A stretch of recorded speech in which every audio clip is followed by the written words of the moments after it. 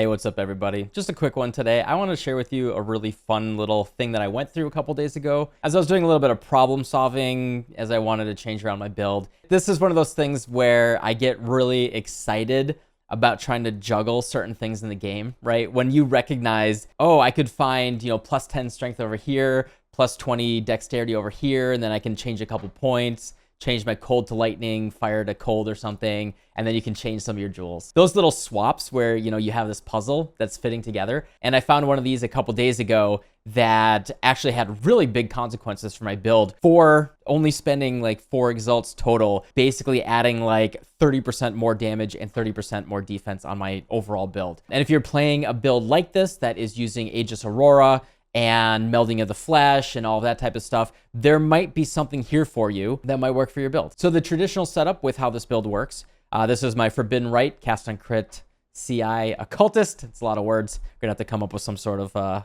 acronym there. Is we are using a large thread of hope here. This is a fun little trick where if you want to get your block cap, and especially if you're using Aegis Aurora, you're getting a lot of energy shield back when you block, you actually don't mind using glancing blows here. So what we do is we use a large thread of hope. We are able to take glancing blows as well as light of divinity and divine shield. So this is a very, very strong large thread of hope here that, if this fits in your build, you're probably using it. It's pretty common these days, especially for Aegis Aurora builds. This is definitely what my setup is going to look like at the very highest investment when I'm totally done with the build.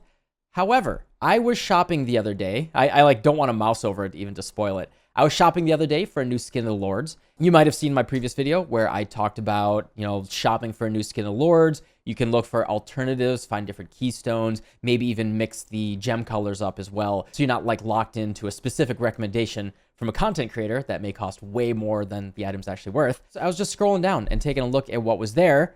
And I saw glancing blows here. And I was originally looking for a leaf shade. And in fact, I bought one.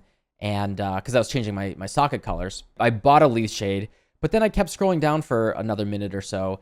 And I saw this glancing blows. It was like, it was less than 100 chaos. It was very, very cheap. I decided I would do a little bit of problem solving because really the only necessary keystone here is glancing blows. I actually really like divine shield. It's incredibly powerful for being able to survive through degens and stuff like that, especially as a CI build. But glancing blows is like, you need it for this build. It's just like, it's non-optional. If I have glancing blows for free, what can I do? So I did a little bit of problem solving here. I was just like thinking, okay, so the cool thing here is, right, it freed up 3 passive points. What is an option that I could play around with here? Oh, I didn't even do this on purpose. The camera's blocking it. You can't see. I was really excited to use the, people have been nicknaming it Steel Mage's Hole. This little guy, the Impossible Escape here. I think it's such a cool jewel. The idea of that, basically cheating on Scion here a little bit and being able to allocate points not directly connected to where you already are on the tree. Very similarly to Skin of Lords, I went to the trade website. I just started scrolling down and looking at all the different options and seeing if maybe there was something that fit my build. And I took my time. I spent like 1 or 2 hours just mousing around every single one, just like, hey, is this one good? Is this one good? What I did is I reverse searched by price. I looked at the most expensive ones. One of the most expensive right now is Imbalanced Guard. Why is that? So what Impossible Escape does is it allows you to allocate passives in a radius. So Imbalanced Guard allows you to allocate Prismatic Skin and Soul of Steel. This gives you +3 all res, which is like the crux of an Aegis Aurora build because we're trying to push our cold res as high as possible in tandem with a melding of the flesh.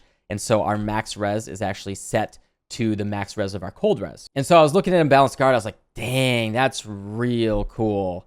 And I was looking at Prismatic Skin. I was like, hey, whoa, hold the pickle. There's a keystone right here. Unwavering Stance, huh? And then I was like, well, I don't get Soul of Steel. But lo and behold, max cold res, which is what we want for our Aegis setup here. Max cold res is right here. I get +3 max cold res just right on the platter. And I was like, this has to cost way too much. And so I went to the old the trade website here, and I'm always going to show these little tips. Awaken PoE trade here doesn't really recognize the passes or anything. Just click this little magnifying glass, and it'll automatically give you what you're looking for. Type in Unwavering. I bought mine for 3x a couple days ago. It's still less than 5x comparatively to imbalanced guard, which is, just wait till you see the sticker shock. The price is going down. It was actually 27x a few days ago, but this one is incredible, right? This is better because you get a lot of armor as well, but 22 exalts versus 4 to 5, that's a stark difference. So I was like, oh, I'm in, man. I'm in. And what that allowed me to do is my gloves previously had +2 max cold res on them, and I was relying on that to hit the 90 cold res. But by putting in Impossible Escape here and allocating these 2 nodes here, I even allocate shield defenses as well, which gives me really good defense on top of that. Just these 2 nodes, grab that, and you saw I had 87, and that brings me up to 90 all res. I do lose Divine Shield, which is a little sad. You know, it actually made the Uber bosses a little harder in certain phases because of all the degens on the ground and not being able to regenerate through it. So yeah, I was able to grab these 2 nodes here, even this little small one, to get a little bit of armor and energy shield as well. Previously on the episode of Fingerless Silk Gloves, the Searing Exarch modifier, I was using +2 max cold res, right?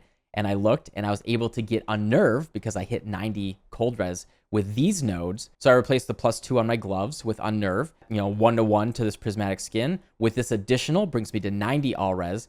And, you know, I got the damage from the Unnerve, and I got more armor and energy shield. And that's the fun, right? Is like you make this one little change by just exploring and asking yourself what's out there and what you can change. And there's this cascading effect, this organic process of really messily experimenting with things. This is one of my favorite things about Path of Exile. And when I figured this stuff out, just like kind of sitting here and problem solving, this was one of the most rewarding things about playing this game. And I just wanted to share this process with you guys. It just felt so good. And I want to always encourage you guys to try to think this way. Don't always be looking at PoE Ninja. Don't always be looking at build guides.